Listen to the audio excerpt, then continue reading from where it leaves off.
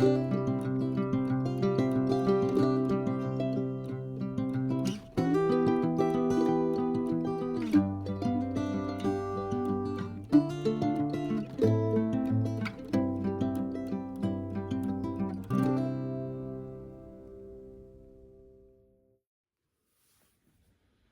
Flosstube. Hi, Flosstube. I am Liz. And I'm Shellie, and we're the Antique Needleworkers. Yay! Hi, Liz. Hi. Oh, this is Flosstube number one, and we are going to introduce ourselves, and we're going to tell you a little bit about who we are and our stitching, and show you some haul and some oldies but goodies, and maybe get a chance for you to get to know us just a little bit better. So that was good. Okay. And we'll leave that in. Right. Shelley's definitely more of the professional speaker than I am. I can talk, but I'm not a speaker. But yeah. I don't know that I'm a professional speaker, but anyway. So hi, Liz. Hello, friends. How are you? I am very good. How are you? I'm very, very good. You been stitching? I have been. And I hurried and tried to finish a few things for this video because I knew we were going to be doing it. If nothing else, maybe this will motivate me to actually be more intentional, dedicated to finish things and work on things. And because there was a few things that were like in awkward places, and I'm like, oh, I need to probably like this bird needs legs and like things like that. So yeah, no, I have been stitching. I have been. So we're excited to be here. Super excited to be here. So, all right, Liz, let's ask the question. So whose idea was it to have this YouTube channel? It was my idea. Even though I came up with the idea and then I kind of threw it at her to come up with. She twisted my arm. Don't let her lie to you. You know why? I will tell you why. I have wanted to do a Flosstube for a little while, but didn't want to do it by myself. Not that there's anything wrong with that, but I have a serious problem with like squirreling and going off on tangents and then getting lost in thought. And if I was by myself and nobody was there to keep me on track, it would be bad. It would be really, really bad. So I haven't done it. I did like 2 Flosstube episodes with my friend Colleen, who's the Rebel Stitcher, when she still lived here.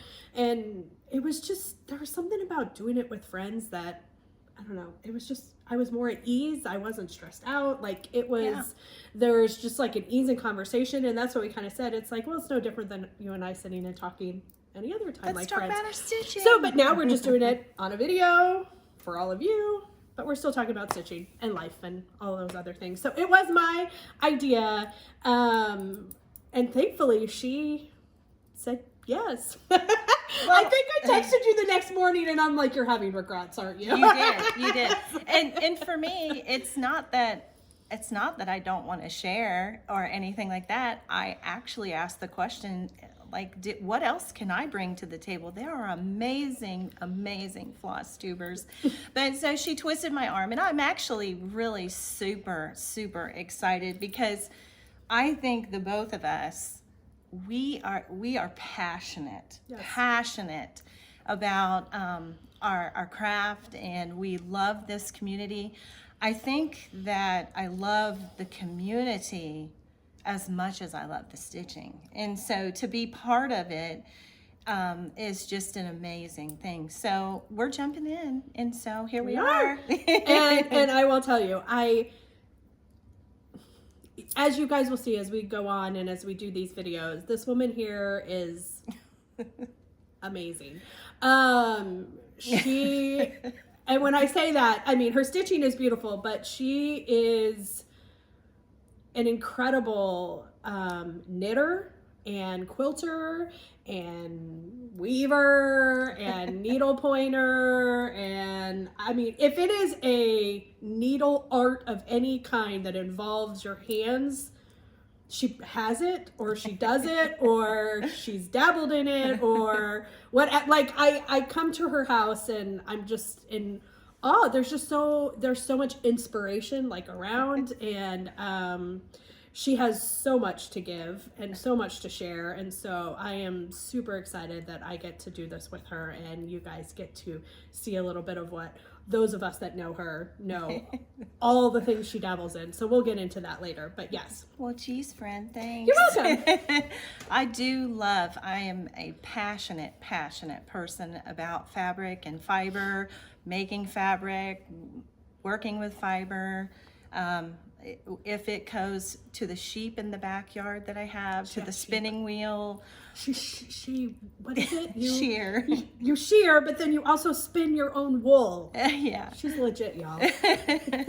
But I just, I think that rolls into one of our next things is how do we come up with our name, and it goes to that very point that, antique needleworker, what does that mean? That means that we adore and are very passionate about handcrafts, which, you know, some people in modern society, if they're not involved in the community, they would consider it antique. And so, but if you can place a hand to it, I am passionate, and I know Liz is extremely passionate about it as well.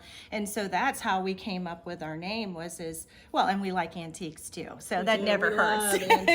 Not only do we love antiques, we love repurposing. Absolutely, yes. Things that we find and bring them back to life. Things that have been sitting on a shelf in an antique store.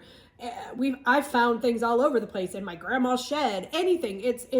It's bringing back to life things that are still very much amazing tools and that you can still use, and just giving them a new life. And we both love that very much. Absolutely. Very yes. passionate about that. And as I'm sure that you saw on the roll-in to our video, the Gristmill that you saw, that's actually where we're sitting. This is where my studios are, and it's connected to my home. And it was a place for us to, well, for me to have a wonderful studio, but we share it with our family. You know, we have lots of room to have family and gatherings and things like that. But also it gave me an expansive upper floors, the second and third floors, to have my studios, to have weaving looms, sewing machines, long arm quilters, quilt frames, spinning wheels, and oodles and oodles and oodles of thread and fiber. Threads and fibers, lots of them. This is your quilting stuff back here. Right? Yeah, this is I don't even know. This I is clearly the don't rainbow. quilt. that rainbow back there. This is quilting thread and also machine embroidery thread.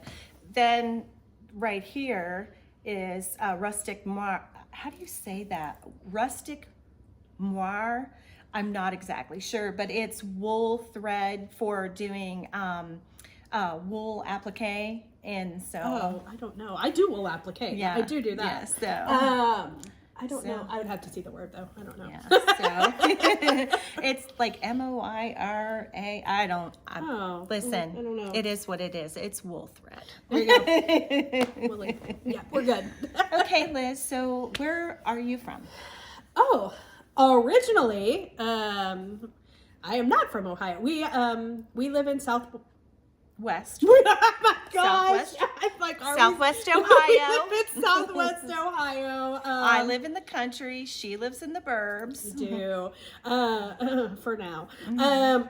Yeah. So we live in and around the greater Cincinnati area, and so originally though, I was actually born in Louisville, but we moved a lot growing up. I mostly grew up outside of Atlanta and Texas, but with that, and then I married my husband, who was a Marine at the time. We were in the military. He was in for almost 15 years active duty, and so we moved lots there.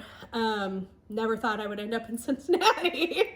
It was not even on the radar. It was not even on the radar whatsoever. But you know, God had other plans, and this is where He brought us, and so this is where we've been for the last almost 7 years.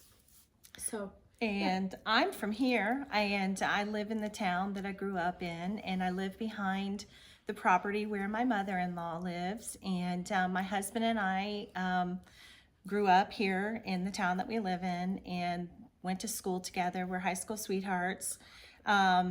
My children and my grandchildren go to the school that we went to and my in-laws went to. I can't even imagine that. So, It's so crazy. We along the way, we had a second home in Florida and we bounced back and forth. But we built this house and we've been here all along, and this is the town where we grew up. So yeah. Yeah. Oh, and yes, so I am married. We have 3 kids. I have 3 kids. She has 3 kids, except I have 2 girls and a boy, and she has 2 boys and a girl. Our oldest is married. They live in Tennessee. Our son-in-law's in the Army, so they're stationed down there, and they have our first and only grandchild, who's the joy of our life. Of course she is. I know. She better be. Oh my gosh. Yeah, our worlds pretty much revolve around this precious little 16-month-old. But just wish they were closer. And our middle daughter is graduated, but she still lives here in the area, and we still have one left at home, our son, who's almost 15 in about a month. Yeah, and I have 3. And on this country road that I live on, there's a farm next door with 2 houses, and that's where 2 of my children live. And there's another small house right on the other side of my driveway, and that's where my 3rd child lives. And our oldest is a boy, and he has our 2nd grandchild, who is a little boy named Davy. And my daughter has the other 2 children, and that's Veda and Zion. They're just, those grandbabies, wow.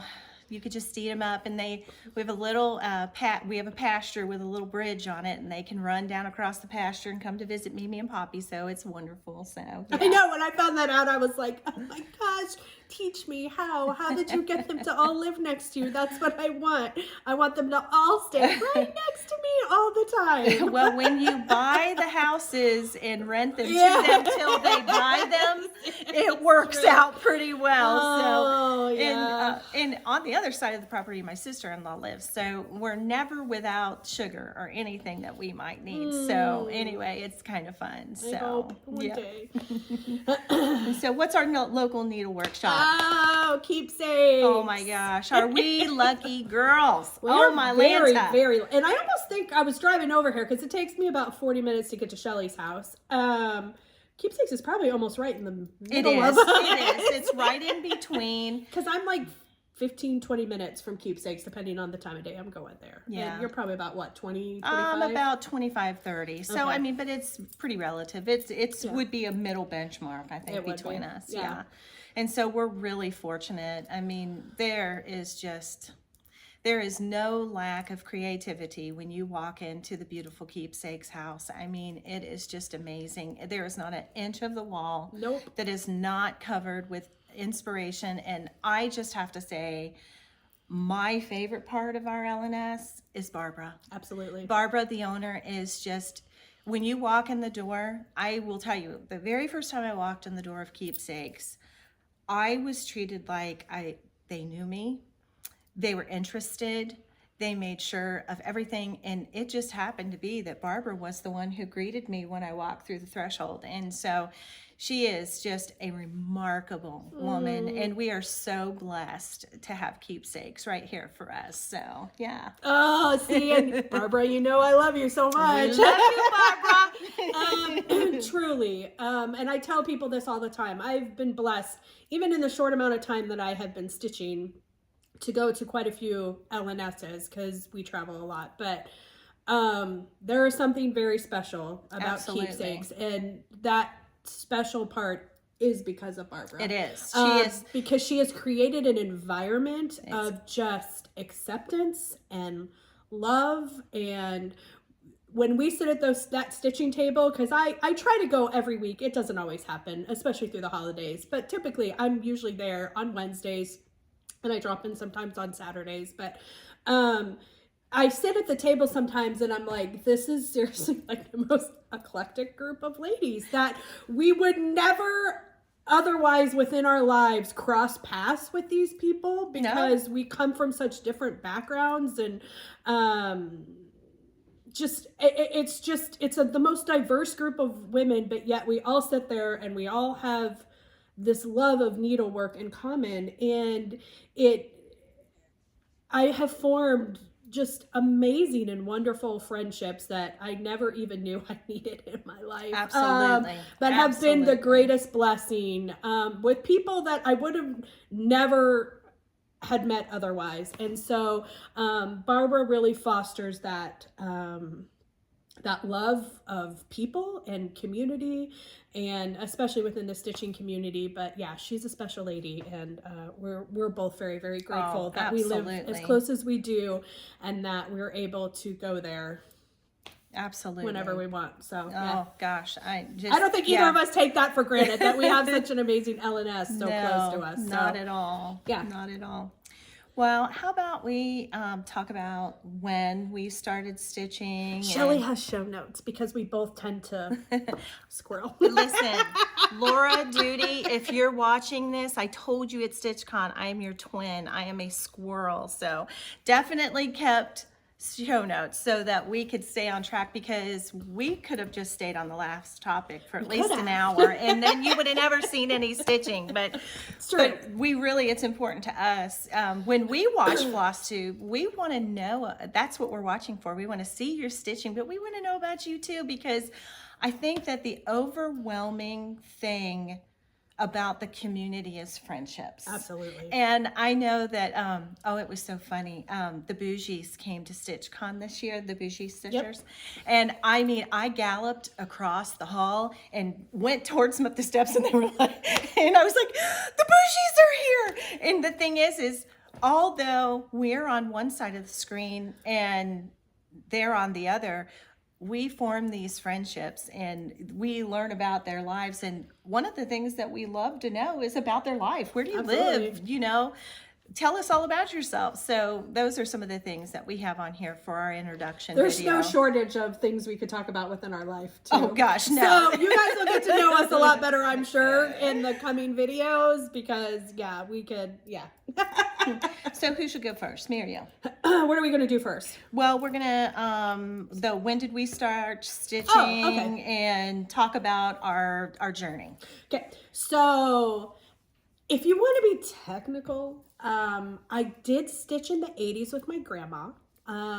My grandma, other than Shellie, is probably the most prolific needleworker I've ever met. My grandma was amazing. She was incredible. She was amazing. She grew up, she was born in the early 20s. I think she was born in 22.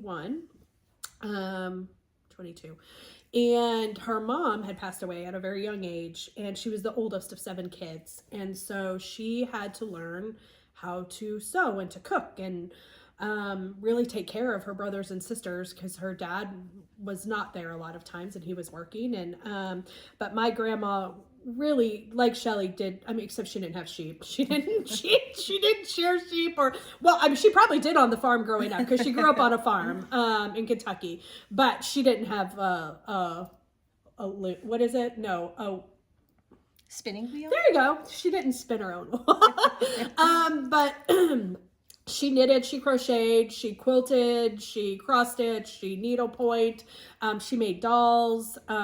She was an incredible seamstress, a beautiful quilter. I am so lucky and blessed to have been able to get quite a few of her quilts that both she made and my great-grandma made. I even have one that my great-grandma, my grandma, and my mom made together.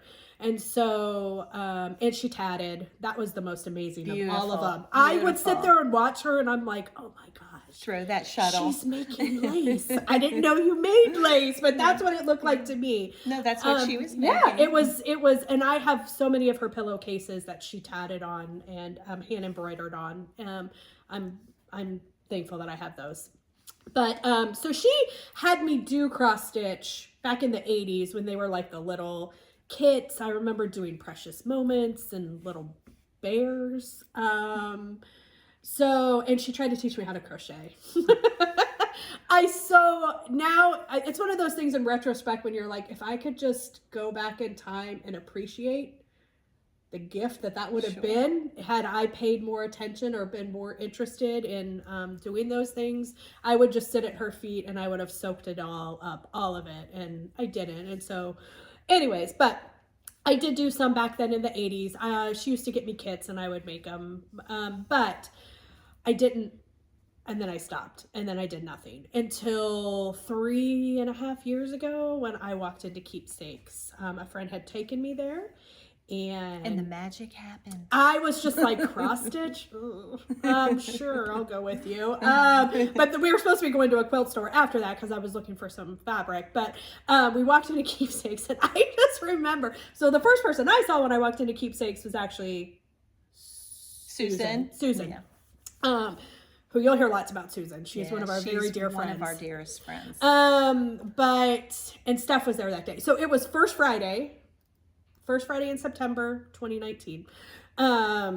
Keepsakes used to do First Friday all the time, but it was in the morning. It wasn't in the afternoon. And I wasn't there. I was at Shepherd's Bush in Utah. I know!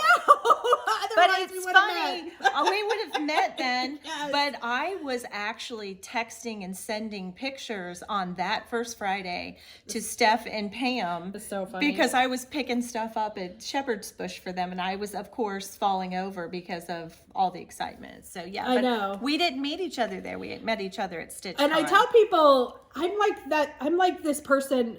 I look back now that I'm stitching, I used to live 15-20 minutes from Shepherd's Bush when we lived in Utah. Walked past that store so many times because the farmer's market is right down there. That's an old historic Ogden.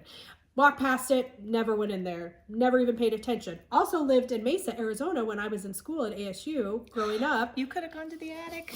I probably lived maybe 10 minutes from the attic. Didn't even know what was there. I keep missing out on these amazing needlework stores. And when we lived in San Antonio too, so I would have been close down to where the tinsmith's wife is. But yeah, anyways, I'm making up for lost time now. But anyway, so Yes, I she walked is. in and my mind was really blown away. I had no idea that needlework had become what it wasn't the, kind of, what's the word I want to use? My mind went back to the 80s and what people were stitching in the 80s. I had no idea that. And that's what I find, like when we were talking about our name, I have people talk to me all the time. They're like, wow, you do all these old things. And, I thought that was dead. And the funny thing is if you're not in the community, people think it's dead, but it's so vibrant. It is so much oh, so. The fabric and fiber and all, it's vibrant. And YouTube, wow, what it has done. Oh, I remember when I first heard about gosh. Flosstube, I'm like, what? I was like, what in the world? I laughed at the name because I was like, that's okay. And I remember when I watched Flosstube for the first time, and I was like, what in the world? These people seriously sit there and talk about cross stitch. Oh, it's so wonderful. But one of the first ones Shame I watched on was, you. I know. Well, one of the first ones I watched, and I was hooked after that, was Liz and Deb from Country Stitchers. And I was like, oh my gosh. But they were showing samplers and all of the things that I gravitated to naturally because I love antiques and I love antique samplers. Too. And anyway, so I did kind of start to go down the rabbit hole after that, but it did take a little bit. But my first time at Keepsakes, I wandered around mostly. I had no idea what I wanted. It was so overwhelming. So I have been that person in Keepsakes for the first time where you're just like you don't even know what to do because there's stuff everywhere, models everywhere, floss, it is very overwhelming your first time in there. Like a deer with the headlights.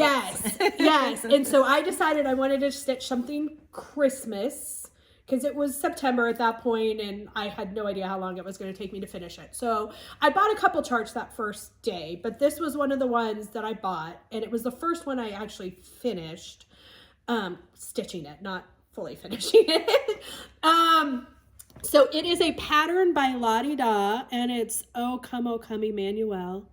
So pretty. And so I know beautiful. It has pretty fabric in there. So this was stitched, I'll tell you. Now, Barbara was downstairs when I went down to the floss room. No, when I went down to the linen room, which is the kitchen of Keepsakes. Yeah. And I had no idea. I had stitched on Ada in the 80s, but I was like, I said, I remember it would be like hard or crunchy and Barbara. Your grandma's. Barbara and Susan both were like, oh no. Oh my gosh. Look, we have all this stuff now that you can stitch on. And so they pulled out linen. I didn't know any difference between Ada and linen, but they were just Wait till you hear this. I had no idea, and I was just, they were like, oh, well, great, we're just going to start you on linen, because you don't know any different, so why not just start there? And I said, okay. And so this was on 28, I know this was on 28 count. It's a picture of this plus. That looks like Ren. It does. It's light, though. Yeah. Is Ren really light? Yeah, like light, that? yeah. Probably. I know it's a picture of this plus. I know it's a 28 count. And we went upstairs to pick flosses for this. And I remember going upstairs and I was looking at the chart, and Susan had pulled out the DMCs for this, and she was like, well, these are the colors for it. And I was like, oh. Right out the door. Nope, not gonna do it. Not gonna do it. I said, do I have to use those colors? And Susan was like, her face lit up. This is where our friendship started, She's right the- then and there. Susan's the floss whisperer. She has the floss, or the floss fairy, whatever you want to call it. Her face lit up. Our friendship started right there, because she was like, absolutely not. You don't have to use those colors. And I was like, what are those? Because I was looking at the overdyes, and she was like, oh, come here. And so we picked out, this was done with overdyes. I know this is carriage black, and I know this is hickory sticks. Turn it around. Oh, yeah. Carriage black. Hickory sticks is this, and this is ye old gold, I think. I don't even ask me about the red, though. I don't know. But we... And who finished it once oh, yeah. it was done? Oh, yeah. Our Jan. our good friend Jan Calvert finished the Hi, stitch. Jan. We both love her very, very much. We love Jan. Jan is who introduced us, actually, because Yes, she is. she sat at our table with our stitch group at StitchCon. So it was Jan who facilitated our friendship. So Yes. thank you, Jan. I met Jan like my second time in Keepsakes, and that amazing lady just, for whatever reason, took me under her wing and just kind of adopted me. Well, And- that is, Jan is, she and Barbara embody that she does. that They do. connectiveness. They're Yes. just, she's wonderful. We love you, Jan. We do very, very much. So- So that was the first thing I stitched when I came back to stitching that I actually finished, and that was 3 years ago. it was over 3 years ago, yeah. And I still love it, and I still hang it up every Christmas. Now, I actually like the 28 count because it just made a bigger pouch. I do like Right. that. I will say that Here it comes. Here it comes. you can ask Susan, I quickly jumped from 28 after this to 36, and I was like, and Susan's like, well, if you can do 36, you can do 40. So then I Sure. jumped to 40, and then I got well, if you do 40, you can do 46. And I was like, oh, okay. And 46 is definitely where my sweet spot is. It is my favorite. It's what I love. Now, they have said, well, if you can do 46, you can do 56. I said, look, we're going to have to cut it off here somewhere. I'm going to have to draw a line. I'm not doing I do own some 56, but I have not stitched on it. 46 is definitely my sweet spot. I kind of made that progression within a matter of months very quickly. So, yeah, there's my first. There's your first, and that's how you started. Yep. And well, I started stitching per se when I was in 4th grade. I had a friend who lived around from me, and her name was Tracy Heritage. Hi, Tracy, if you ever see this. We're still friends, and we still live in the same area. But I would go over to her house after school sometimes, and her grandmother, she lived at her grandmother's house, and her grandmother embroidered. And so I just was in awe. And so I said to her, I want you to teach me to do that. And she said, well, every time you come over, I will teach you to do anything that you want. And so the very first thing I ever learned to stitch was a French knot. And it was just so exciting. I hand those off to Susan. But anyhow, that's how it began. And from there, I would go over there, every afternoon, when I could. And her grandmother would teach me to embroider, which quickly then went to embroidery, cross stitch, needlepoint, anything with a needle. I lived on a farm, and I didn't have a whole lot when I was young because, we lived on a farm. We lived in the country. We didn't have a whole lot, but we were make-do kind of people. And so that progressed into whenever I needed something, I wasn't even abject to cut apart cereal boxes and use pretty tape and make picture frames or whatever. And so that's what progressed into all the things. And over the years, from the time 4th grade forward, I cross-stitched, I crocheted, knitted, embroidered, quilted, sewed, and things like that. But it wasn't something that I did every single day. It would be like, oh, well, I'm going to do this project, and then it would be whatever. And then I will do oh, that's neat. I'll do that project. And then I'd move on. And then I was married, and I became pregnant with our first child, Michael, and I wanted to make a quilt for him. And I went to the Benjamin Franklin, and they had those panel quilts, and the whole thing, which I'll show it sometime. It was stamped cross stitch. And so, I mean, it wasn't one of these. It was, each panel was one of these. And it was these blue teddy bears and all these different shapes. And so you cross stitched all the panels, and it took me my whole pregnancy, because of course I couldn't have picked something little, but it wasn't 46 count. It was stamped, not counted cross stitch. And I cross stitched that, and then I quilted it. And then time progressed, and I made things, I cross-stitched things, here, there, and everywhere, an ornament here, this or that there, things for my kids' rooms. But it was not something that I did every single day. So it was part of my craft acumen. And so, but my youngest daughter is my youngest child, which is my daughter, is 24 years old. And one of the people that I went to school with, her name is Cindy Mantle. And Cindy, hi, I love you. We still live in our hometown. But our daughter, she had a set of twins, Haley and Hannah, and our daughters were in the same school and in the same classes. And about second grade, we started walking in the park every day with one another. And, we had a loose friendship, but then we had this tight friendship. And I can tell you something. Cindy Mantle is like the most prolific stitcher I have ever met in my life. She cross-stitched every single day. And of course, as you get to know somebody even more, on a real intimate basis, we talked about our crafts and stuff like that, but she never was without a needle and thread in her hands. And her under the bed box, oh my gosh, it's not an under the bed box. I mean, she owns every Lizzie Kate ever produced and has stitched every Lizzie Kate ever produced. She has stitched so much. I mean, I don't know that she would have enough time in her lifetime to literally finish what's under the bed or what's in the basement, probably in her craft area, storage room. She just was prolific. And so it was like, wow, I cross stitch too, but not like that.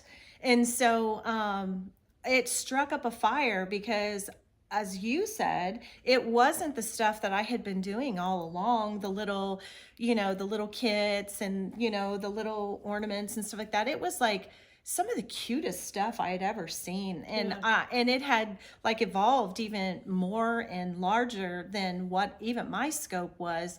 And from the time my daughter, she's 24 and she was in second grade, so she was like 6 years old. So maybe 7 years old. So since then, I have stitched every day since then. And so, I mean, it exploded, and it was that camaraderie, that friendship, and that, oh wow, well, I never thought about, but then again, you have to realize too, we were raising children. And so, the youngest was in full-time school at the time. So it definitely facilitated the ability to have a moment where you could sit and decompress from lunches and carpools and sports and all the above, because there was a big gap between my oldest and my youngest. But so, since then, I have stitched every day. And to be honest with you, I couldn't ever begin to find the first thing that I ever stitched, because don't I was, have mine. I'm not one of those people who pull out my thing from the. I'm sure who knows where it is? Who knows where it is? But but the farthest thing that I could come back that was something of substance other than an ornament was in 2008. My nephew had signed up for the Army, and he was preparing to go, and he was deployed into Operation Iraqi Freedom, and it was a big deal for our family, because here's this 18-year-old kid that just had offered his life to protect us. And I was just so moved at the heroism of it, because we were in a bad time at the time. Mm-hmm. And so we were frightened. And of course, she knows more than me. We were stationed in Wichita Falls, Texas. Tim had just transitioned from the Marine Corps into the Army, and he was there for his MOS school. And I remember we just had Lexi at the time. This was 2001. And I remember sitting there when that happened and looking at the screen and thinking, oh my gosh. Yeah. Like, well, I know where my husband's going to be ending up here. And he did. It didn't happen right away, but he did end up over there. But yeah, I remember that. Ugh, just that time, but anyway, at the time, my nephew had said that he really felt like one of the persuading things was there was a verse in the Bible from Isaiah chapter 6 verse 8, and it says, "Then I heard the voice of the Lord saying, who shall I send, and who will go for us? And I said, here am I, send me." That still brings tears to my eyes thinking about that. He's a little boy, 18. I don't care that they call that a man. And I was so proud of him, and I'm still so proud of him. And, if my nephew, he probably will never watch this, but in the event that you do, Tyler Gray Shields, I love you. You are still my hero. And I'm so proud of you, and thank you for protecting us. And so while he was gone and they first sent him away, I dug into some books. I'd never charted anything for myself, but I did this piece to honor him as our hero. And up here I put the verse, and then right here I put Private First Class Tyler G. Shields. First tour of duty began December 08, Operation Iraqi Freedom. God bless our hero. And then I put this presidential eagle and flags. And I'm an avid collector of books and how to. We'll do a studio tour one day, but if I'm going to do something, I want to know how to do it or have information. But I got the alphabet out of this book, which is an oldie but a goodie. It's 101 Alphabets by Dale Burdett. And then this is a Leisure Arts Quick as a Wink. Quick as a wink. And that is where the chart boop came from. And so that's how I put that together. And so this is, this is an oldie but a goodie. But I borrowed it to show you today. So that's a pretty old piece. But anyway, yeah, that's how I started. That's how you started. Yeah.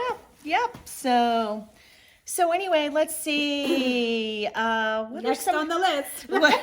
So I'll tell mine. It's what's our favorite designers. Oh my gosh. Oh my gosh, this is like asking who's your favorite child. Yeah, right? I don't know. When I saw that, when she sent the show notes to me, I was like, I'm sorry, Shellie. I don't know that I can answer that. But, now, I was going to say, I adore Blackbird. Yep. I adore Blackbird. Ditto. Jeanette Douglas, Brenda Gervais, The Scarlet House. Oh my gosh. Such all of those. Oh my gosh. I love. And Scattered Seed Samplers. Tammy Black. I absolutely love her. Plum Street. Yeah. Lottie Da. Oh, Stacey Nash. Absolutely. Yes. Lottie Da. Yeah. That was my first. Oh, did I say it? Oh yeah. Yeah. I did say that was Lottie Da, right? Yeah. My O Come Emmanuel was Lottie Da.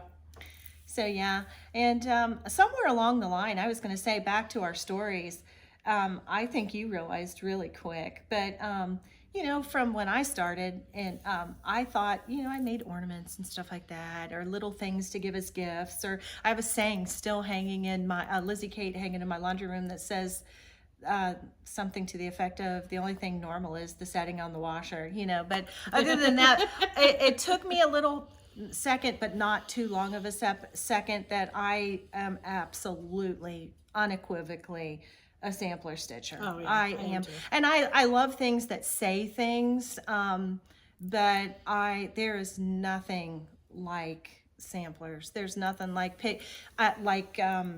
Contented Stitcher Kim. Yeah. You know, she picks apart samplers. I love to do that too. I do too. Yeah. So, but if it's not something I won't decorate in my home with, I can't. I'm not going to offer up hours and minutes of my day or my thread. So, but if I do something for somebody else, I'll tailor it to their likes. I'm definitely a sampler stitcher, and I definitely have a color palette that I lean towards. So if I pick something out, I'll tell Susan, like, just make it Liz colors, and she'll know what that means. She'll know what that means. So yeah, but I did realize that fairly quickly when I walked in there. Yeah. But I really didn't have a lot that I was pulling from my past either. It was just like, oh, yep, that's what I like. Yeah. So yeah, it came pretty quick. And it was so funny because I was like, I don't know why I was a little nervous, but I was like, I didn't want to, I guess I didn't feel like I held enough weight to call myself a sampler stitcher when I realized I was like, I am seriously a sampler stitcher. I mean, I'm so attracted to all of this. And then I was like, yeah, I'm a sampler stitcher. I am that, but I think maybe even more, or wait, maybe what I should say, I do love samplers, don't get me wrong. I do love samplers, and I stitch samplers, but I'm more of a prim stitcher. Yeah. I would say that. I'm more of a primitive or prim stitch. Those are the patterns that I gravitate to. Me Those too. are the patterns that I love. So I do love antique samplers, but I definitely would be categorized as a prim stitcher. Yeah, I think that I push closer to that range. But of course, there will be those things that I do for other people or something like that, because I love to gift stitching, but you have to be stitch worthy. I'm not stitching for anybody. Listen, I already have panic, but my kids are wonderful, but I did not want my stitching in Goodwill. I really don't. I go and save people's stuff at Goodwill. I'm like, what have you done? It's like selling the family pictures. I remember the first thing that I actually stitched, and it was very early on when I started stitching, that I could not stand this thing. I remember sitting there stitching it like, she better like this. I mean it if I'm spending all this time on this. So it was a Mickey Mouse. Actually, it was a Minnie. So it spelled out love, and the O was like the Minnie ears. I'm not a Disney person at all. Either. But my sister loves Disney, is obsessed with Disney, has a business where she makes ears, and she's some Disney influencer, apparently. She told me, not that I even know what that is, but check her out. I know, Allie's ears. Anyways, I was stitching this for her for Christmas that first year, and I remember sitting at the table, and I was just mumbling under my breath the whole time, and I'm like, man, this better be hanging in her house when I go there. I was like, she did love it, but I did not enjoy it on my end. But as my friend Colleen said, that's actually how Colleen and I ended up friends. She was a Wednesday stitcher when she lived here, and I was complaining about it, and she was actually very quiet. Colleen was very, very quiet. If she watches this, she'll know. She didn't really say a lot, but I remember she was sitting at the table and I was complaining about this because Barbara was trying to get me to finish it, and I didn't want to finish it, and like fully finish it. From then on, Barbara has fully finished, or Susan or Jan, my things. I'm not a finisher, but anyways, I remember Colleen piped up as I was complaining about this thing, and she said, well, good thing it's not all about you. And I was like, oh my God, I like you. I was like, all right, we're going to be friends. But it was true. So yes, sometimes it is a labor of love. Yeah. And it definitely is painful when it's not like your style. Yes. Or when they receive it and they're like, oh, thanks. And you're like, oh my gosh, do you know how long it took me to stitch? On 46 count, no less. I mean, right? really. So yes, I agree. They need to be worthy if Of I your am gifting it to them. stitches. Yes, I agree with that. Okay, the next thing on our item list is, what is your favorite thing in the cross stitch world? What's your favorite thing? Hands down, linen. Yeah. Linen, Yeah. all the way. Well, I love every component. I have a sickness, but slight obsession with it. I obsessively collect queen hoops. She has a lot of hoops. And the funny thing is I only stitch in a hoop half the time, because I will does. stitch in hand 32 count and below, but above 32 count, I stitch in a hoop, but I stitch the sewing method on the top. I've watched her do it, and I can't figure it. I am a hoop. I started with Q-snaps, and I do still have some Q-snaps. If I have like a big section that I'm working on that I need a bigger space, I will put it. But I mostly only stitch in hoops now. But I have tried, but I don't have that quilting motion like you do, where you've been doing hand embroidery for a long time. Well, and it's awkward for me. It feels like hand quilting to me, because I'm just so used to rocking the needle. Because I stitch in 46 count, and stitching in hand in 46 count. Yeah, it's very difficult. Very difficult. Yeah. Well, my other sickness is scissors. And as a matter of fact, I'm just going to talk about these. We talked about this. We did. I was so excited. I love Saju. I love anything from Saju, and I so desperately wanted these mother of pearl with the S on them, because for me, this isn't Saju, that stands for Shellie. And I got them. And I don't even want to say this because it's all right. The people need to know. I feel like I'm desecrating my beloved Saju. Because I love Saju too, but I agree with you. I love them, but I got them, and it's like, they're resin. I thought they were going to be mother of pearl. The price would have warranted like an overlay or whatever, but it's resin, and they're absolutely gorgeous in the action. But you know, for half the price, you can get this beautiful pair of precision Premax scissors, or if you can find them now, Dovos, and they're just exquisite in their action. Or you can get a pair of Kohanas. And, oh yeah, I don't have those. These are my favorite. This is made by this lady right here, but those are my little Ginger embroidery ones, and that point is so sharp and tiny. I'm not a huge collector of scissors. I do have some, but I love scissors and hoops. I do love these, and these are about the same price as like a Premax pair of scissors. Very affordable. And the Saju was so up there with a Dovo, and this, I just felt like, I think it's my first letdown. So, but this was part of my haul. So, all right, you got one haul. So remember that for later. Right. But anyway, okay, so. No, this is another one like your favorite child. How can you say this? Who are our favorite Flosstubers? Well, listen, I am going to just tell you, Liz and Deb are such an asset to our community, country stitchers. I adore them. I learn from them every time something, or the energy that they put out, just it adds to the joy of needlework. I learned so much because they were the first Flosstube I actually really watched. Yeah. And they were amazing, especially as a new needleworker, with explaining things when they would say things, and I'm like, what? But they are excellent. I mean, they're incredible needleworkers, but they're amazing. Excellent teachers too. They are, and I love Brenda and Laura, the serial starter, and Laura, we're sisters. I am a self-professed squirrel, and I absolutely don't want anybody to stop me, because it just makes me happy. But I do need to be balanced out, so I'm gonna do this one to depend on, but I don't think I can depend on you. I'm a little bit more. I'm a squirrel, but I squirrel, but maybe just not as much. Oh my gosh. Well, so Brenda and Laura, I absolutely adore them. I love Sambry's stitches. I adore her interview with a Flosstuber. Kitten Stitcher, Teresa Vanette. Oh, my Lanta. She was one of the other ones I first started watching, and I'm Yeah. like, I like this. Oh, I Kindred love Stitcher, Lisa Smith. I love her. Lori Textilist. Love her. I love Jen, the calculated stitcher. I love her. Yes, and she's from down Texas area where we used to live.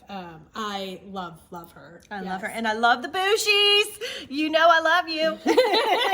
I love watching Jenny and Nancy. They have such a fun sisterhood, and they just really keep it real. They do. They keep it real. They absolutely do. The so-and-sos, Nancy and Kathy. Hi, Nancy. Hi, Kathy. I love them. Kathy and I are going to be Advent buddies this year. We got to meet her at the Farm Girl retreat. Just such a beautiful person. Just good people. So kind. Yes, and Nancy, oh my gosh, she has stitched every shepherd's bush Yes, stocking. She is I am amazing. slightly inspired by her. Oh, I'm so inspired. And I've Teresa. got some of the Teresa Vanette. Yeah, at Teresa the retreat, Vanette, yes. She bought the kit like at the little quilt store next to where the retreat is. Did she? She bought it and started it. Well, I knew she started it. Yeah. And she was like 3/4 done, and I was like, Yeah, what the before world? we left. But she stitches on top too. There is a method does in the stitch in madness hand. to She that. does. Yes.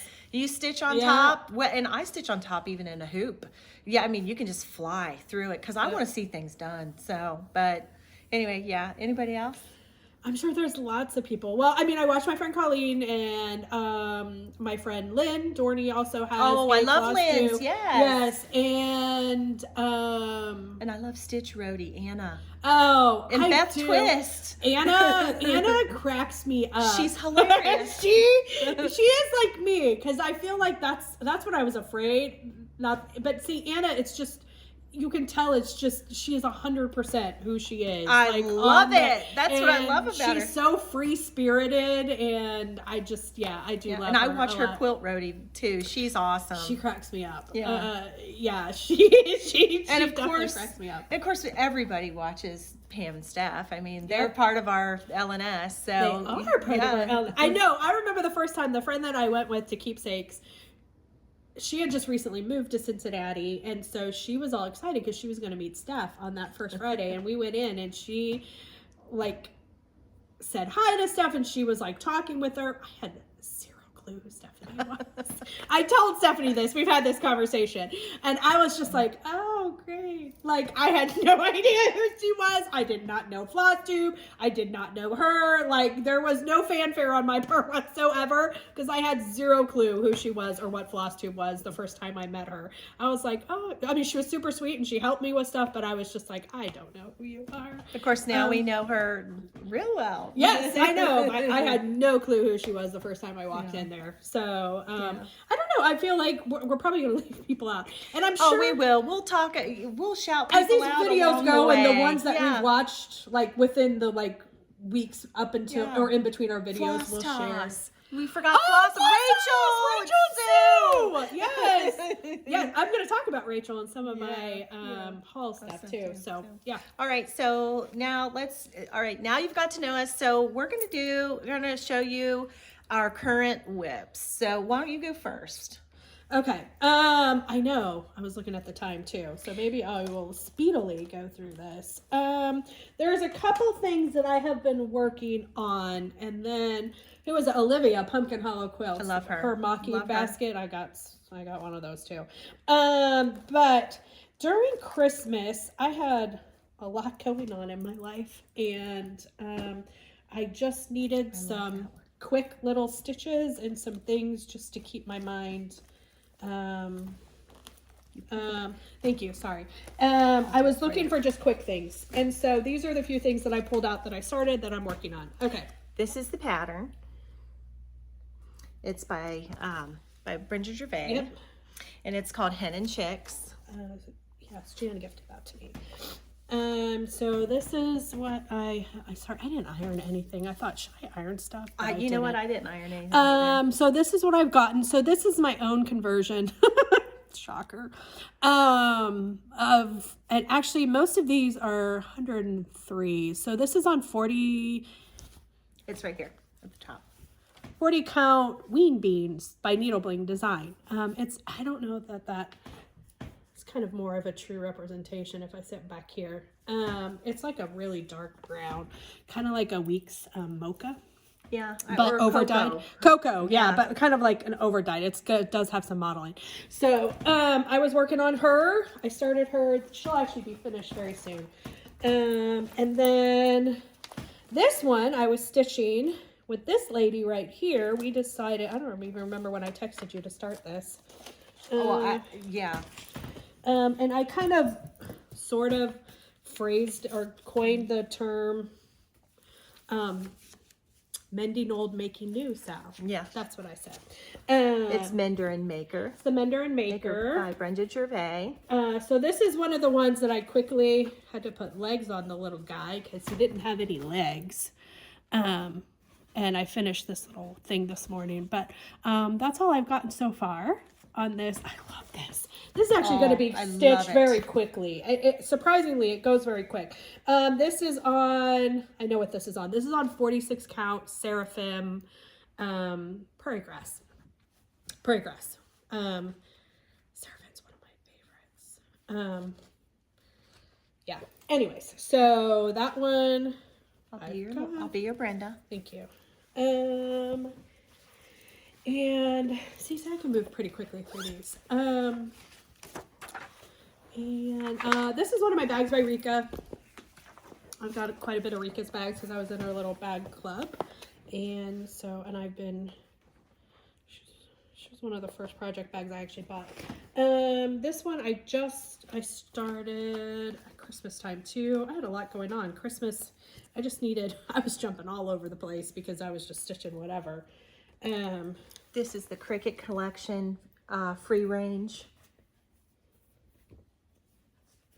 And then all I've got is the Fresh right there. This is on 40 count Hog Bristle by Fox and Rabbit. Again, my own color, not the called for. And anything that I show, I can let people, actually, you know what? Sometimes I know what color I used. Other times I don't, because I just pull it out and I just start stitching. And that's going to be my goal. Yeah. I need to be better about writing down, because I do conversions on pretty much every single thing that I stitch. I need to be more intentional and better, especially since we're starting to do this, to actually write down. Oh, you're going to have to. I know, I'm going to have to, and I haven't. And this I had hoped to get done this Christmas because I didn't want it going for another Christmas. This is Bethlehem. It did not happen.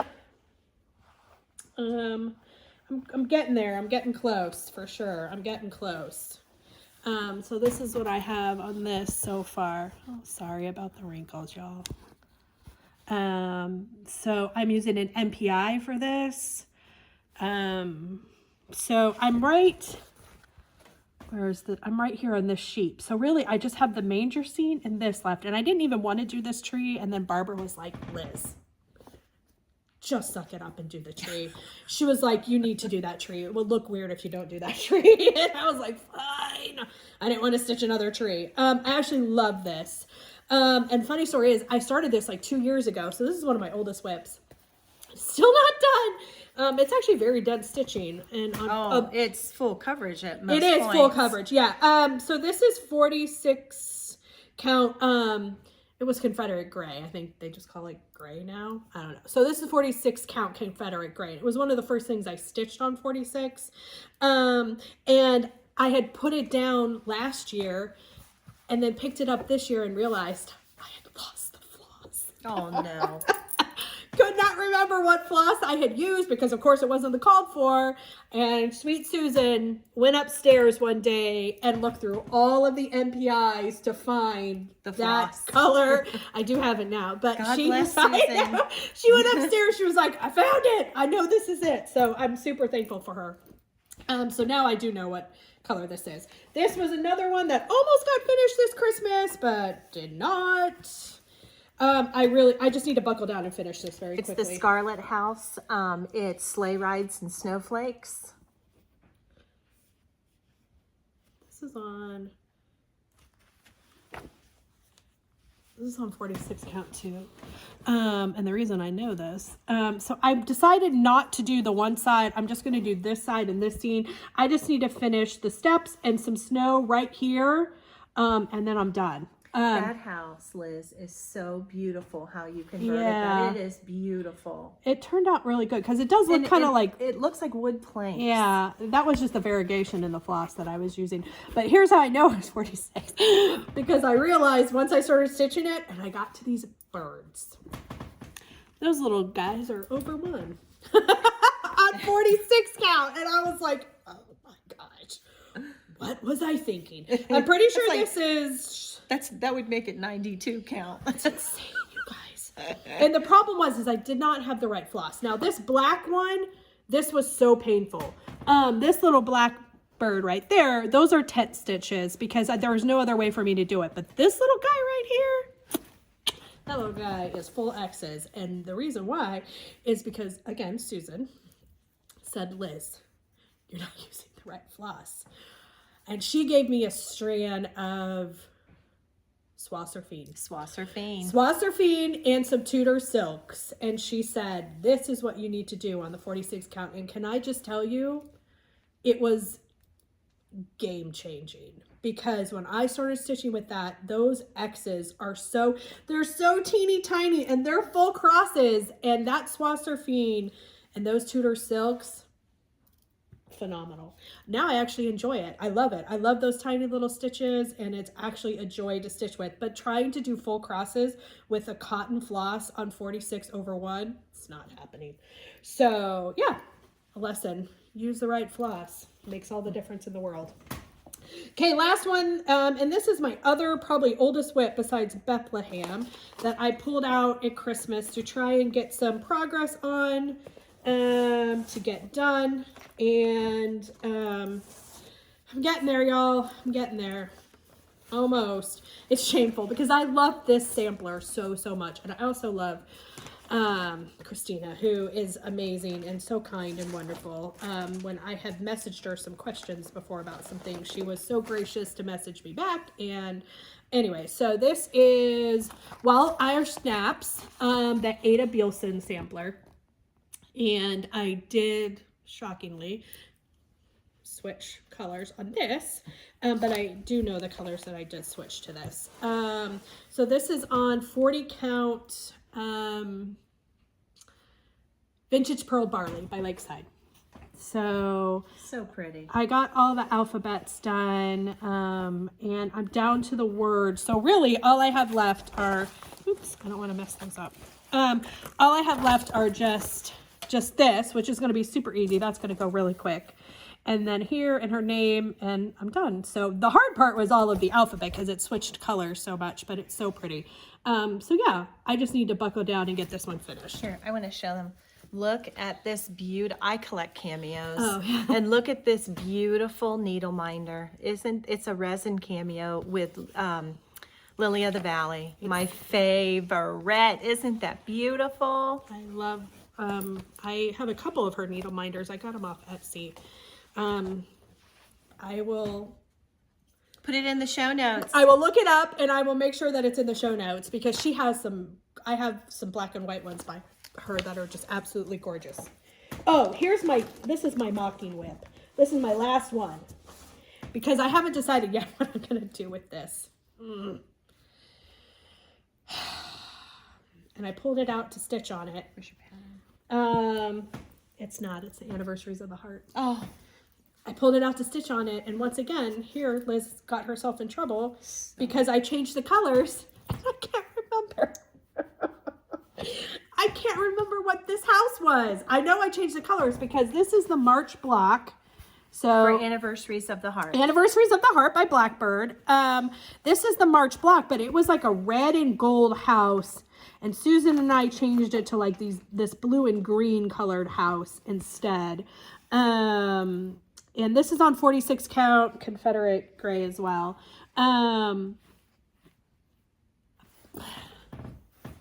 We have some work to do, Susan. We're going to have to figure out what that was. So I stitched some other things on it, but this is what I'm talking about. I get myself in trouble because I forget. when I change the colors, and then I don't write them down. And But it's so beautiful. Look at that peacock. I mean, that is just now what I haven't beautiful. decided yet is if I'm going to do all 12 blocks, because I'm thinking I may not do all 12 blocks. Yeah. That's okay. I may condense it. And I already had written out who I knew what blocks were for what.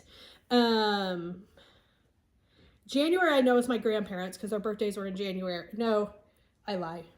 I'm sorry.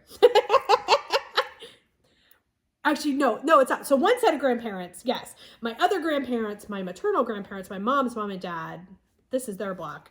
Because my grandma's birthday was in February and their last name started with an H. So I love that. Look at that. And those bricks are perfect. that is perfection. And look at the little lovebirds. The lovebirds on so the they top. were married for 53 years when my grandpa passed Show that away. up close. And see the lovebirds up top, and look at the those little door blocks. I made an H on the door for their last name, for their initials. So, Isn't that beautiful? And look at that peacock.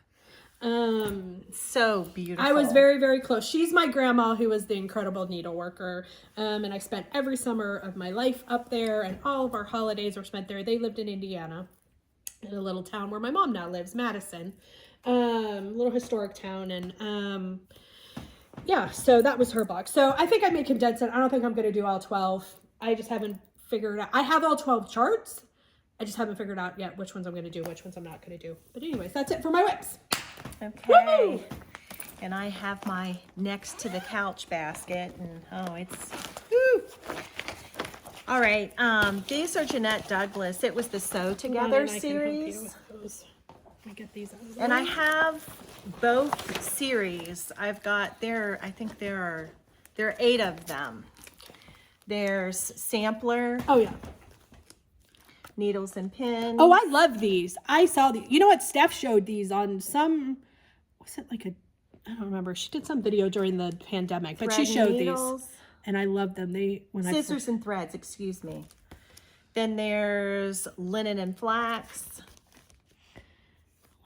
Flax. And this is... Oh, I love the colors in that. Buttons and Bows. Now, were these meant to be stitched all on one piece or separately? Well, I've seen them stitched in blocks of 4. Oh. This is Ribbons and Trim. Okay. Ribbons and trim. Letters and Numbers. Gosh, there's a lot of them. Huh? There's 8. And this is Silks and Wools. Oh, look at the little sheep on there.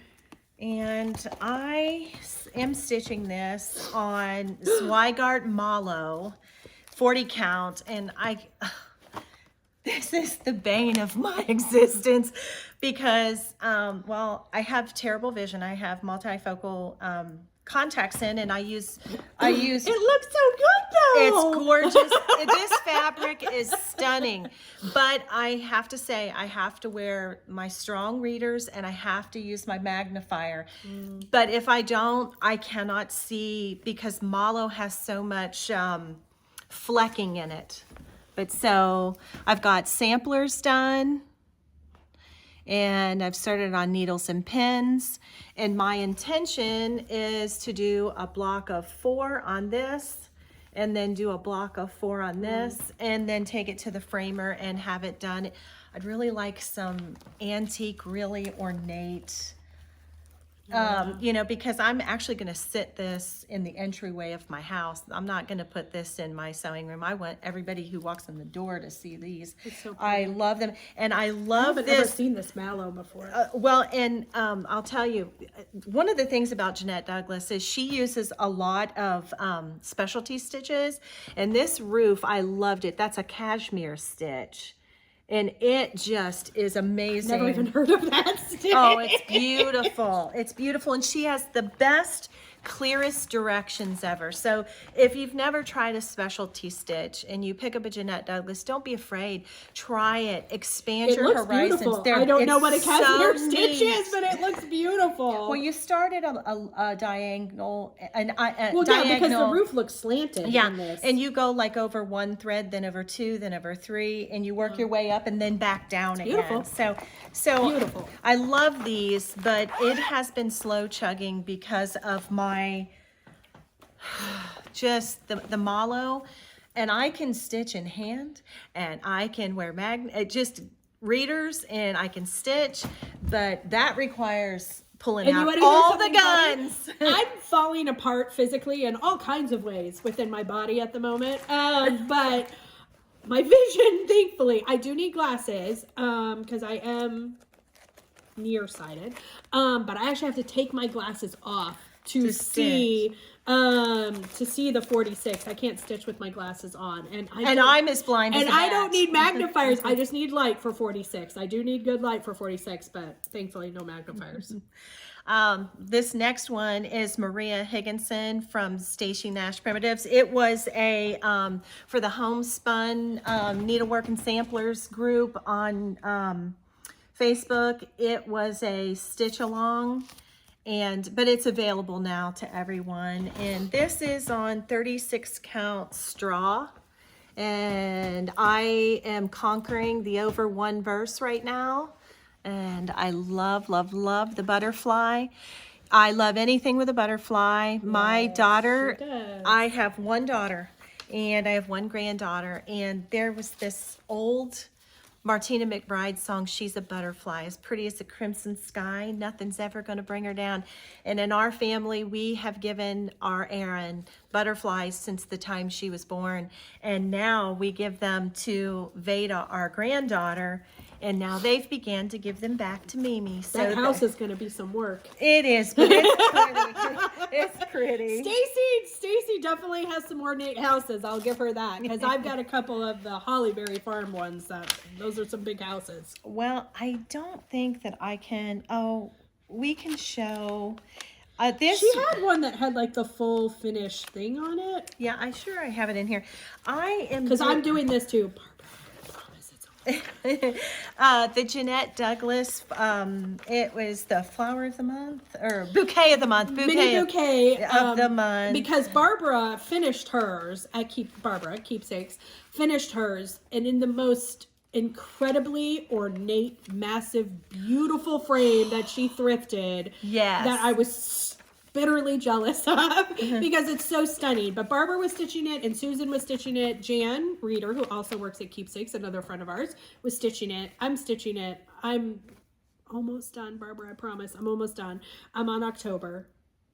Well, listen. I've been on October for a few months. I came in at the end of the game. It was like a week before December was let out. Oh my gosh, seriously? This is the very first. That's January, the this is pineapples. The pineapple is the very first bouquet. I haven't put a bouquet in because I began to work on the borders.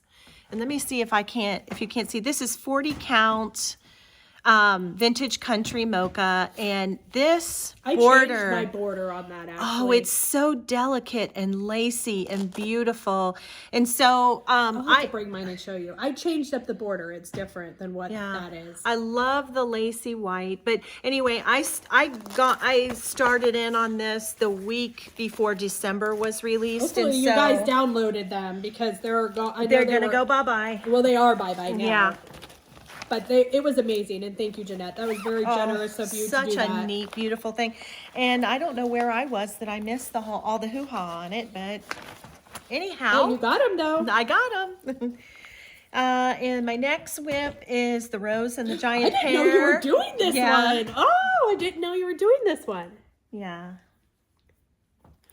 Hands across And the sea. I just got a little done on it, and it is so pretty. And this is 36 count Fox and Rabbit Up in the Attic. And let's see, that's about where the color, it's beautiful, beautiful fabric to stitch on. I absolutely love it. Fox and Rabbit. So yeah, and I love hats. I love every single thing that Nicola Parkman and her ladies. Did you see that new one she just released last week on Yes. Thursday? Oh my gosh, I do need to stitch that one. I'm in love with that I think one. I'm gonna have a haul problem. That alphabet tree and oh my gosh, it's so beautiful. Beautiful. And this next whip is the blue flower. It's wildflowers. And I'm stitching this on 46 count Zweigart Oat. And so I wanted it to be very, very delicate. And it is. It's just, the flowers are so delicate. It's as if they're like paper flowers. They're just so pretty. And so, and funny enough, this 46 count fabric, you can actually find this at Hobby Lobby. It's a Zweigart base, and it's their Artiste, and is it Artiste? Yep. And it's 46 count linen, and it's oat.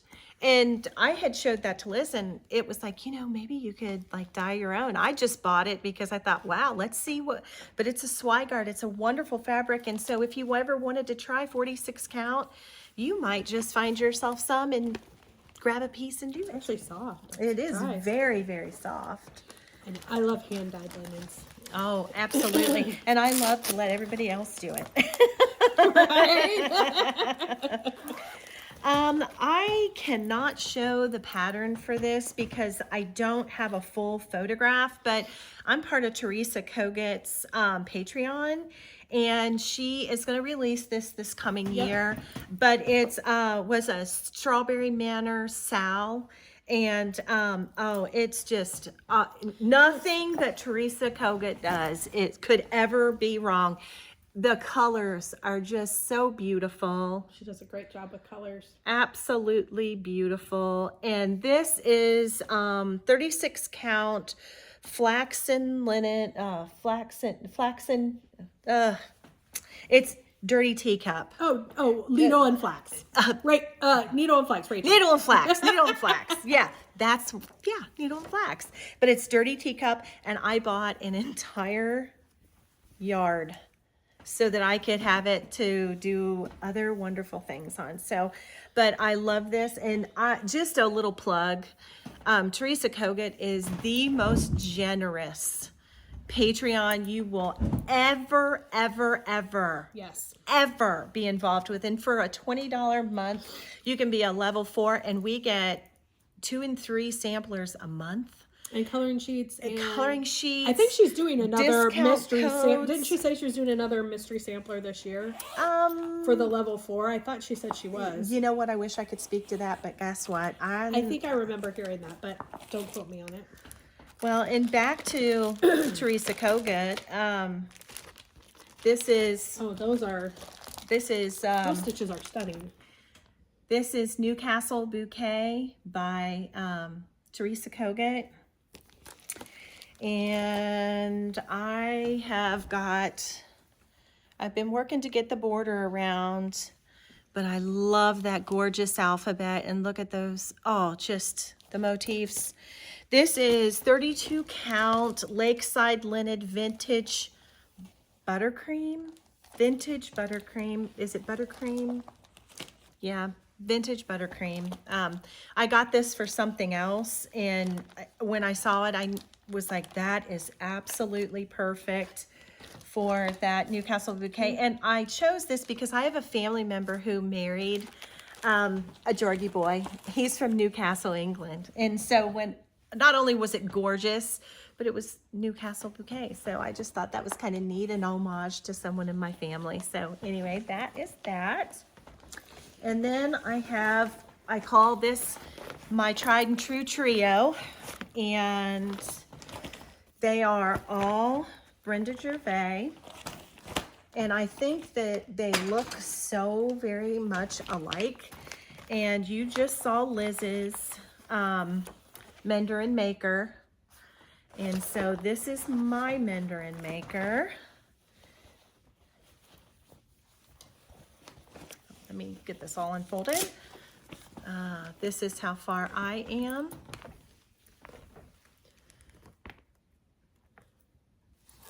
The colors are absolutely gorgeous. Yeah. And this is R&R 36 count Autumn Leaves. It's one of their much older. I haven't even heard of that R&R. Well, Autumn Leaves. Though I got this fabric, it was the find of a lifetime. I had walked into one of our local St. Vincent de Paul's. Oh, that's right. I remember this. And I actually picked up a bag. I posted this on Facebook in the Homespun needlework and samplers group. It was a bag about yay big. It was 8 pounds of fabric, and there were yard cuts of R&R. There was amazing, amazing, amazing fabric. Someone, I have to say, this person had to have passed away, because even this little ticket, it had the pattern that she was going to stitch. Everything I ripped it off. I wished I would have left it. I didn't even think about that, but because I didn't want it to confuse me with my piece. So, but the names for every single linen was on each piece of linen, and I mean, I have a bin that's like this big and this tall, and I can't shut the lid, and it came from that. It was $8. It's insane. And you can do it. You can do it. So, and I can't even believe that. The other one in my triple threat that I think looks so much like Mender and Maker is Faith of the Heart by Ginger. Very similar colors. Very similar colors. And I've got the upper border. I just wanted to get all the way across there. And then I got this first flower motif done. And this is on 28 count This is an lamb's older wool. chart, huh? But it's so reminiscent. Oh, I don't know if this. I've seen your other one you're about to pull out, but I don't know if I've even seen this one. Yeah, no, I don't think Faith it's of the Heart. I don't think it's that old, but the birds, the blue birds in it, really, it drags you right into Mender and Maker. But then And I love the saying. God finds a low branch for the birds that cannot fly. I do love that. Thank you, Lord. Thank you. Thank you. But then I was watching Lisa Smith a while back, and she, her stunning love this rendition of Rejoice Evermore. And do you see the birds? The 3 pieces look so similar, and so I wanted to do that. And you'll laugh. This is my meager beginning. Hey, it's a start. It's a start, and It's a start. this is 40 counts. This is the one everyone was talking about because it's got the curtains that everyone thought, which they are. Oh. They're adorable. The curtains in the house. I Yeah. love it. And that pink door. Yeah, this is a seraphim. It's got the gold. Is it seraphim with the trim gold? No, it starts with an S, and I can't remember, but it's 40 count and mystery linen. I'm sorry, but I've got to start on it, and I want to put these 3 pieces on a wall together. That would be gorgeous. I just think that they're sisters. They're very you know, complimentary of each very other. complimentary. And then just 2 more. This is, I'm making this for my grandson, Davy. We love to travel, and so does my son, Michael, and his family. And Davy is an only child. And so he loves to play games and all that stuff. And so this is a freebie, so I can show you the chart. I got this at Keepsakes. It's Little House Needleworks Miniature Garden Game Board. And it's a little checkerboard. And you can get on their website, or I'm sure if you call Keepsakes, they will be glad to get you a copy. But I'm stitching it, and I'm going to quilt it into like a little quilt and put some ties on the end so you could tie it and fold it in half so it could fit in his bag real easy. But I'm going to put a pocket on the back, and I bought these little buttons for the checkers. So it'll be old-fashioned and cute. But I actually chose, which is surprising, but I am not... It's not surprising, actually. No, it's not Not surprising at all. If you notice that my stitching, you'll find, is on anything and everything, because I try to...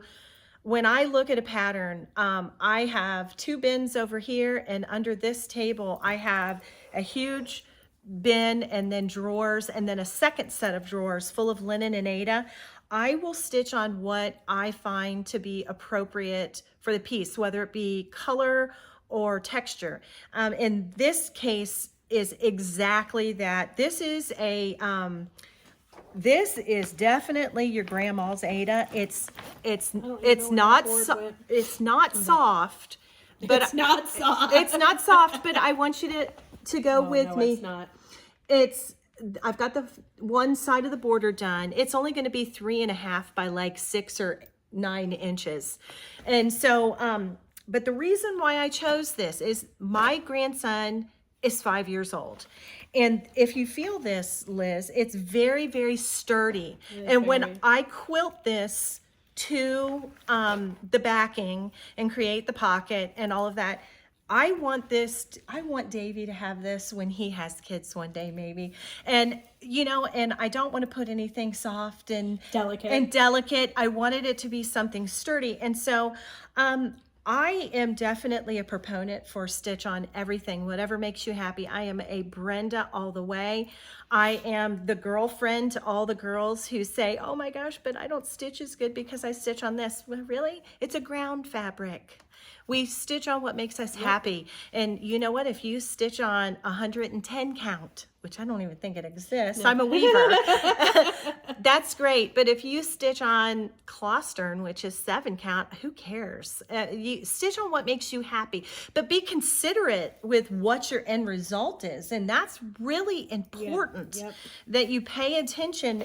What do you want to do with it? Is it going to sit? Is it going to be under glass? This is going to be handled. And so, I don't even think, let me get this out. I was laughing when I pulled this out because this probably was my grandma's Ada.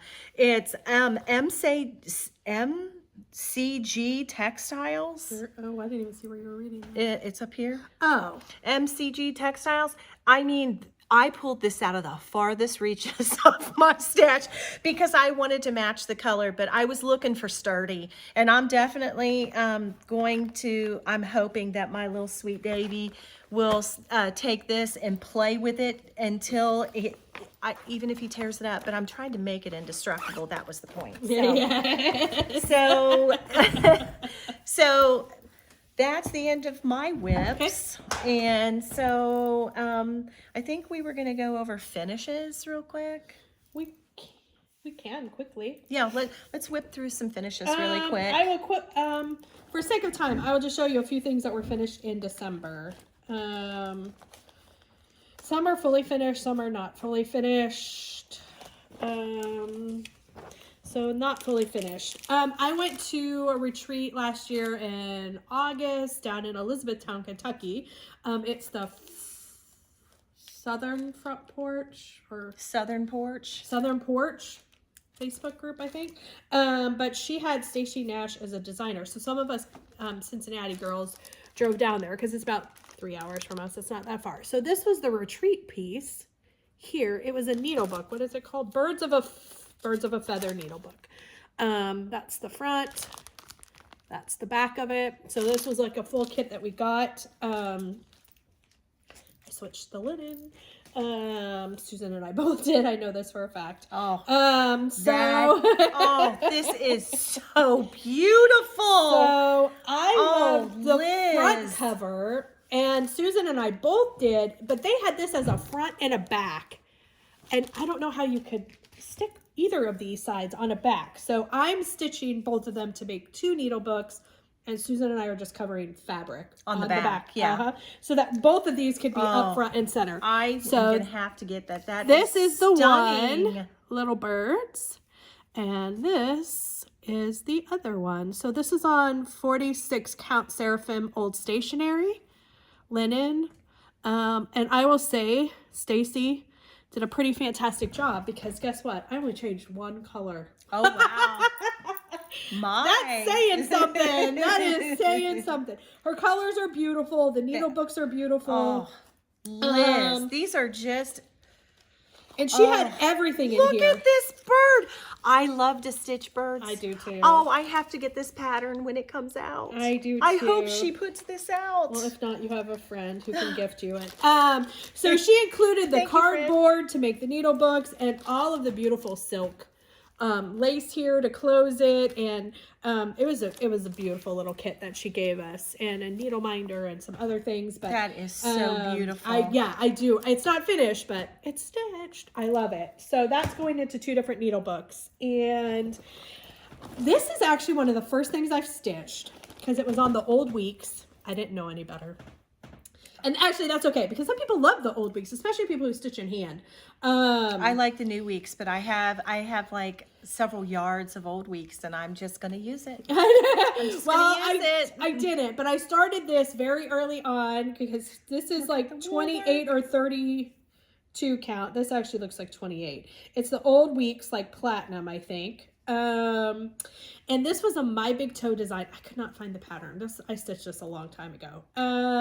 It was a My Big Toe, and she has all of those ones that are like rectangulars that have like hems on them. Uh-huh. And so this was one of my all-time favorite hems. And so I had started stitching this. So this here is meant to go on the top two. So I did finish this, and I finished this bottom row, but I just couldn't bring myself to stitch the top row. So it sat in my pile forever, and it says, "Great is thy faithfulness, all I have needed thy hand hath provided." Oh, I love it. And I love the colors. So I brought this in one day to keepsakes, and I stitched it with silk, which is why I was like, this is the top. She's got wool pennies up there. Is that not beautiful? And I had this piece, and I said, I cannot bring myself to stitch the top border of this. It's just so loose. And did Susan say, it's Susan your stitching? Stitch how you want to. And Susan and Barbara both were like, you don't need to stitch the top. Like, we can figure something out. So Susan took this. She said, let me just take it home and see if I can figure out something. So she took it home, and she actually finished this for me as my Christmas gift this year. Aww. And so, yeah, it has the little stitches there, but she did this little drum for me with my needlework Isn't it beautiful? I love it. I love it so much. I love it so much. So, and then I stitched this. This was like a pattern, so I didn't have the front of it, but I know it's a modern folk embroidery and pattern. I did this last year, but finally finished it this year. And when I say I finished, Barbara finished it. I finished stitching. Barbara did the finishing for it. So it's a modern folk embroidery. It's on 46 count straw. I know that. This is just a Hobby Lobby box that I had got, and she did the fabric in the back and then mounted that on the front there. But Barbara finished that one for me. And then this one I got when I was at Hobby House this summer and got it stitched up for this winter. This is Prancer. I did some so cute. I did some Contented Needlework Kim. I love her. I didn't stitch the snowflakes. I just stitched the deer and the tree. Oh, he's so pretty. And so I loved it. It was gorgeous. This one was actually a lot of fun to stitch. I know this is 46 count Affogato by Fiber on a Whim. That's what this is. So very pretty. And this one. So this one's actually, I'll just do two and then I'm done. You're good. We can save some. Just show your finishes. We'll just skip haul today. We're at an hour 32 minutes. It's mostly linen. We had things to talk about. I'm so excited. Yeah. So this was a stitch along. This is so pretty. This was a stitch along with my Wednesday girls last year. I could not find it, but it was in the Punch Needle and Primitive Stitcher magazine for December of 2001. I bet you I have it in there. You probably do. I meant to ask you because I figured you probably had it. And the Wednesday ladies decided they wanted to stitch this. This is a Barbara Anna design. I think it's called Dancer. So pretty. I didn't want to stitch but I love my Wednesday ladies, and so I had to Lizify it some. So this is on 46 count straw. I changed the colors. I love straw, don't you? I do. And I left a few things out. Didn't the Bougie Stitchers start this with some people last year too? I don't know. Susan did 46 count too. Susan did 46 count. I'm trying to remember. I know she did an XJU. Is it XJU or XJU? Hey, listen, whatever makes you happy. I know she did hers, but like I know for a fact I changed the sweater, and I have the striped sweater there, and I changed the color of the houses, and I didn't do some of the snowflakes. But Barbara finished. I love his turtleneck. I know, that's my favorite part actually. This. Oh, he's adorable. So Barbara finished this for me on just like a little wooden paddle this Christmas, so it's done, and I'm actually glad I stitched it now. Just goes to show you. can't have that bad attitude. And then this one, Barbara finished for me the same time she did those. I had stitched this last year. This is Blackbird Designs Raven Bewitched. I don't stitch Halloween. I'm not a Halloween stitcher at all. I love those Quakers. But I love anything that has quilt squares or Yes. Quaker or like Yes. anything that looks like a quilt beautiful. square. I love. Me too. So I did a 12 block thing and did the 2 ravens. I know this is 40 count XJU brown sand. And then I did a color conversion. That's stitched. They have purple and like gray and black, but this is like a purple and this is like a sage green. So I won't stitch Halloween, but I love fall stitching. Yeah, So I love fall stitching. this I'm is just not a going big in my Halloween fall girl. stitching. So that's it. Those are my finishes in December. Okay, my finishes in December. Screen Door Needleworks. She is she's about a year old now, making designs, and she put a call out for stitchers to stitch up some of her designs. And this was Mary by Screen Door Needleworks. I changed it completely. The house was white, but I wanted it to be like the color of my house. And then in this open space, I beaded a wreath, and then I beaded the garland over here. And she was totally okay with me making those changes. I got that done in December, and I'm going to mount it onto this. And that is on, it's 20 count Ada, and it's a hand dyer from England called Coffee Craft Fabrics. You can find her on Facebook. She has a Facebook group, Coffee Craft Fabrics. So that's that. And then I did this. This is a Teresa Kogut pattern called You'll Never Know, Dear. I bought this plain wood box, and I stitched this on 32 count Shrekie's Tan, and I bought that at StitchCon. Who's the dyer on that? Shrekie's Tan is needle bling, I think. Needle bling, maybe. I got a yard of it. Yeah, I didn't want to stand in line for it to be cut, and I said, just give me the whole yard. But it's a good neutral, and it's 32 count. And all the called for colors. But my daughter, she in her home, she has creams and wood, that natural look. So she had asked me, I asked her what color she wanted me to paint and antique the box. And so she had picked this sage. And then I put, this is, What? I'm drawing a blank. It's old cement. It's Lady Dot Creates. Oh, It's their Is that it's the the velveteen? It's the velveteen. My brain just wasn't moving. I did the velveteen in the bottom, and it's old cement. But this is for my daughter, and so Erin, you can finally have it. I told her, I said, you can't have it until we shoot this Flosstube. So this I got finished in December as well. And then I finished this piece actually and rang the bell at StitchCon in 2021 with it. It's Lori Holt's Quilter's Cottage, but I just could not find something that I wanted to frame it in. I normally take everything to my framer to be framed, but every once in a while, this is for the grandchildren's, my grandbabies, for their bedroom at my house.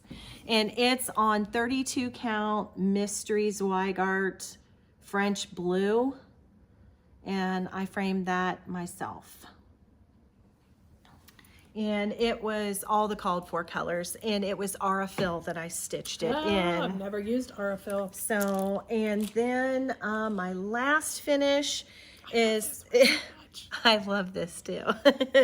I stitched Grateful, Thankful, Blessed by Beth Twist, and my brain just stopped again. Getting a hold of Heartstring samplery. Heartstring samplery. I stitched it on 36 count Oaken, and I finished it like a macaroon. A little macaroon. And this is mystery. This is just some fabric from my quilting stash, and then pink silk ribbon but I absolutely love it. I completely converted it. This was a Thanksgiving, I think it was a freebie, and it had oranges and things like that. But that oak and the color, all I could think of was just whisper pink to go on it. So yeah. Can we admire for a moment this bow?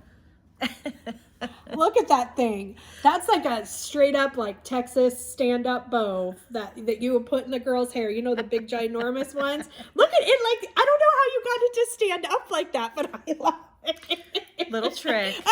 2 fingers, wrap it around, pull it around. Yeah. This cracks me up. Oh, but it's beautiful. My bows don't sit up like that, but I love it. Tammy Black for Scattered Seed Samplers, Yes. she has a pattern that is that I just got, and it's done like this. And so, but she did this loops across the top, and for the life of me, it was like, I can't do that. I tried and tried, and I was like, okay, I know what I can do. And it helped, you know, show off that beautiful silk pink ribbon. So, and it looks really pretty. I have it in a shaker tray in the house. So anyway, so Good. I know the sun's like starting to come in. Is that like our cue? yeah, that's our cue. It's been fun. We did good, I think. I feel like I don't know. Y'all, nobody may even watch these videos, but Well, we had fun. we had so much fun. And you know what? We're just sitting here. We're just 2 friends sitting here with all of you, our friends. And it's been so much fun. It has been. And we're going to try to be back in about 2.5, 3 weeks. Tomorrow, Liz is going to... Thursday. I'm sorry. It starts tomorrow, though. Stitch Away starts tomorrow for Keepsakes, Barbara's other retreat. StitchCon is in the summer. Stitch Away is always over Martin Luther King weekend in January. It is up at Houston Woods Lodge here in Ohio, up by Oxford, Ohio. It's a state park. I love this retreat so much. It's at the top of my list. And I'm always gone on vacation. Yes, she's always gone in always January. gone in January. It is the most relaxed, low-key, just pajamas and sweats and comfy clothes. You don't leave the lodge. They have an incredible restaurant there, and all these like breezeways and areas you can sit and you can stitch. And it's probably going to snow again, so it's even more beautiful. Better. It's even more beautiful. It's more better. It's more better. It sits on a lake. It sits on a lake, and you're in a state park. It's gorgeous. I love just the relaxed vibe of this, and it's just, there's no pomp, there's no circumstance. It's just a bunch of friends getting together, and of course Barbara is a consummate hostess. Barbara knows how to put on a retreat. Yeah. Without a doubt. And it's just so warm and welcoming, and I love it so much. So I look forward to this weekend. I wish you were going to be there. I wish I was going to be there too. Because it's just lots of laughs and lots of stitching. And I'm going on my winter vacation. My husband and I have a business meeting that we have to go to, but then we're going to go to the beach and enjoy some time away from the north and In Texas. We're going to Texas, going to go to Galveston for some beach time, and then head on up to Dallas for some business. And so I'm going to go to the Tinsmiths. Why? Yes!